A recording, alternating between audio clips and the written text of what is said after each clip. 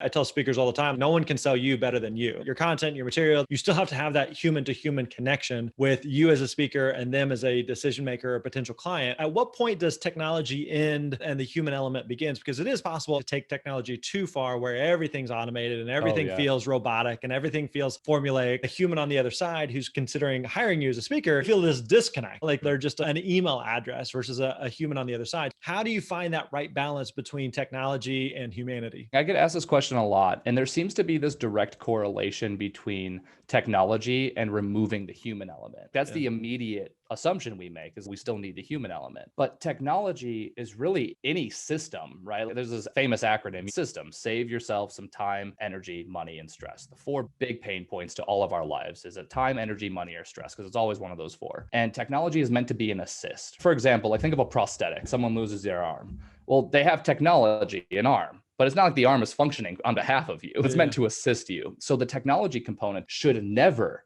be removed. There's no handoff between technology and the human layer. It's not an either or scenario, but they're layered on top of each other. You're always human and you leverage technology to help you and assist you. Let's do this with a clear-cut example, like prospecting and reaching out to people. Most prospecting efforts fail because we hire a list generator. We do very crappy prospecting, and then we have an automated list of emails that go out, a sequence, if you will. So you Yep. drop all those thousands of people into the sequence, you call it good, and nothing converts, surprisingly.